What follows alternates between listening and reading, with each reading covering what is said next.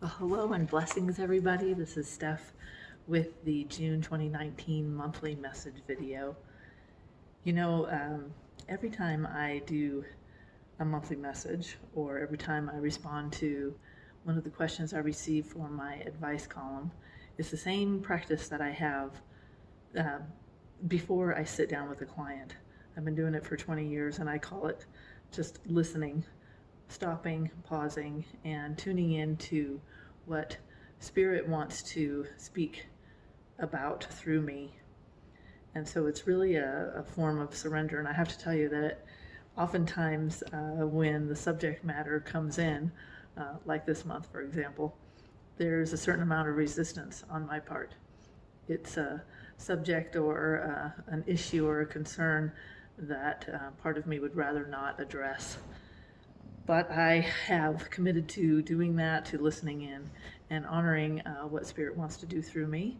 That's why I'm here. So here is June's monthly message, which I had some resistance to.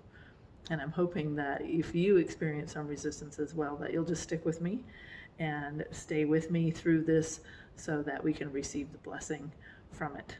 So the monthly message title for June is The Convenience Conundrum. And I'm going to start by reading to you, my love of words is huge, the definition of these two words. So first we'll start with convenience. Convenience is being able to proceed with something with little effort or difficulty, suited to personal comfort. So now conundrum. A conundrum is a confusing or difficult problem or question, a quandary or a dilemma. And so there's a couple different layers of this convenience conundrum theme that I'm going to address during this month. I'll go into it a little more deeply in my blog, and I hope that you'll stay in touch with me through social media and different things. And as always, I love hearing from you about your ideas, your responses, your personal experiences of the monthly message theme. So the conundrum of convenience. You know, one of the things that occurs to me, first and foremost, the most easiest example to come up with is the convenience of our cell phones, our devices. You know, if we have a question about something, we immediately, it's part of our culture now. Let's Google it and find out what the answer is.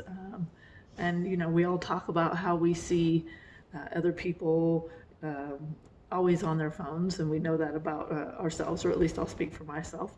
And when we experience a conundrum around convenience is when we experience what's called inconvenience.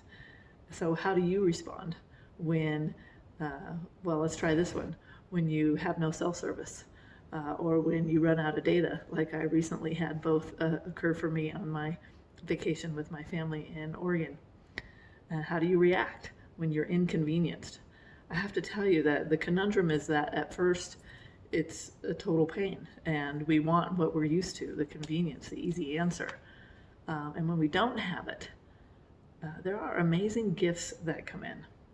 So what I really want to address about the conundrum of convenience is that things of great value don't typically come to us through ease, through what's the definition, suited to personal comfort.